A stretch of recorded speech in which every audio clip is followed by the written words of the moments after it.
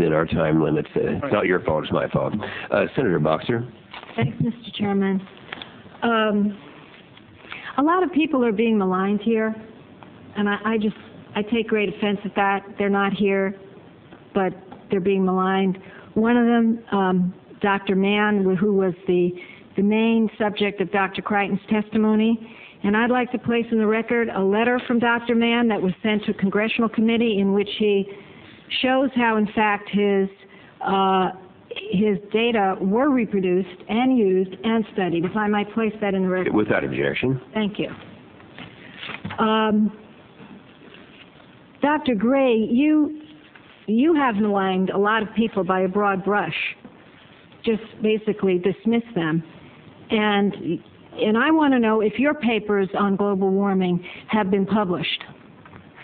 Some of them have, yes. I am working on a paper, long paper on this now. But what... Wait, I just want to get the answer. I don't have time to go into other subjects. Could I ask, so some have been published. Have they been peer-reviewed?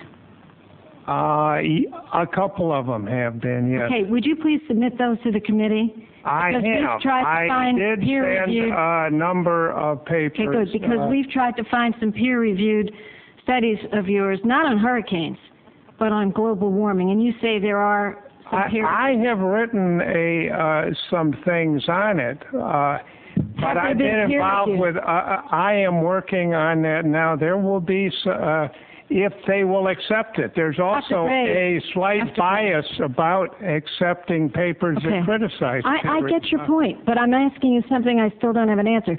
You have been peer-reviewed for your articles on hurricanes. Have you been peer-reviewed on your articles on global warming? Some have appeared. There was one appeared in a forum journal. Well, Mr. Chairman, I'm not getting an answer, so I'm going to move on. Now, one of the things you said at the end of your testimony is nature plays its games and tricks. And you reminded me, in a very nice way actually, about my mother, who said everything was predictable until we landed on the moon. And she was convinced that that changed weather patterns and everything else. So it's very easy for us all to just say that. And, you know, in some ways, it's comforting. Say, no one can really predict it. But the fact is, would you not agree, Dr. Gray, that there are some very talented people who believe that global warming is a phenomenon and is occurring? I would agree to that, and the trouble with that is they don't know how the atmosphere ticks. Okay, they're well, modelers. Let's they're people that make assumptions that are not valid, and they believe them. They're probably honest people. Right. But Dr. Gray, I'd like to ask you this. You say people on the other side from you are wrong, and you say they don't know what they're talking about. Your attitude is not really very humble, but let me just probe you here.